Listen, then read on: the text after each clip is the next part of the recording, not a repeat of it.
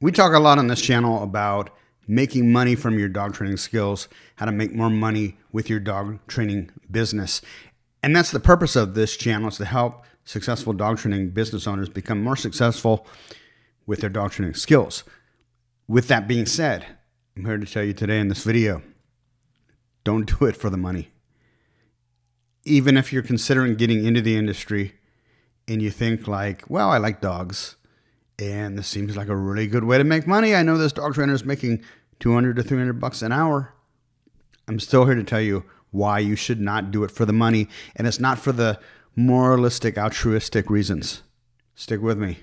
I'm Adam Katz for DogTrainerToolbox.com. I run Facebook ads for dog training business owners just like you, as well as offer a done-for-you dog training business website. If you don't have a website for your dog training business and you want one that converts really, really well, you don't want to spend $3,000 on some overpriced and overrated graphic designer who doesn't really know how to sell, especially to dog owners, then you need to check out our done-for-you dog training business website. So to the issue, why is it not about the money? Why should it not be about the money? This business is hard. It is really hard.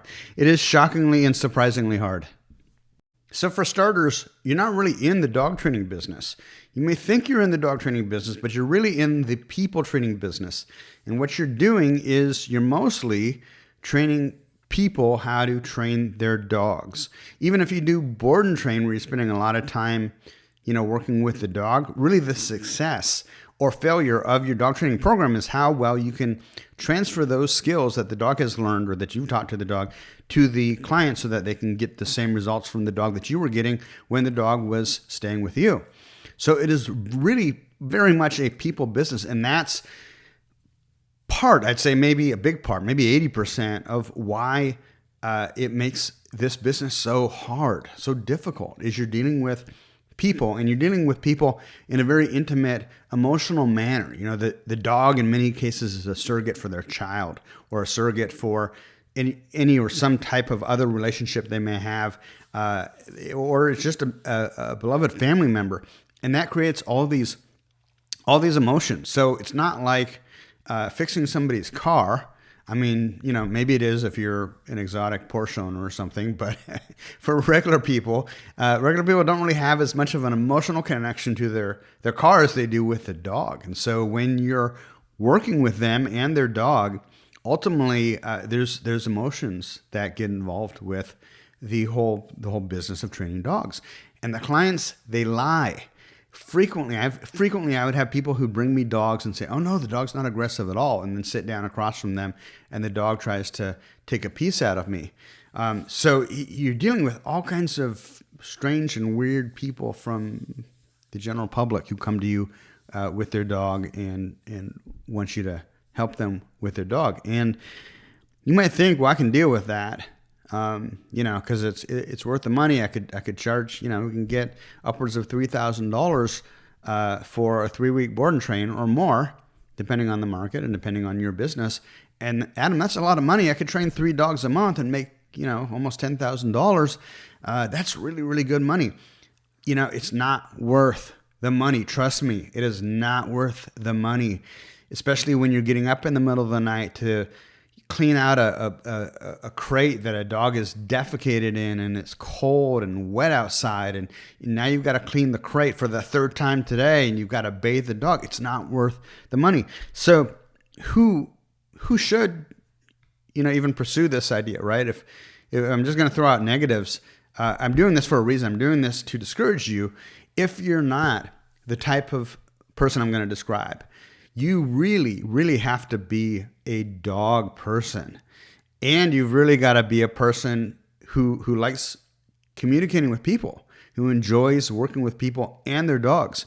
So in my experience, I've run ads now for, I think, close to a decade. First Google ads, now Facebook ads, and the other ancillary services like the websites and stuff. So I've worked with a lot of dog training business owners, worked with a lot of dog trainers over the years. I've been in the professional dog training game, helping dog trainers for probably close to 30 years now. I've been a dog trainer for over 30 years. And I've seen a lot of people come and go. And it really it really seems like the people that survive the longest, that do the best, that really stick in this industry are the people that just love working dogs, and they do it as a hobby, and they're constantly out training their own dog, and they're constantly competing with their dog, or they're doing dog sports or events with their own dogs, and frequently they own several different dogs themselves.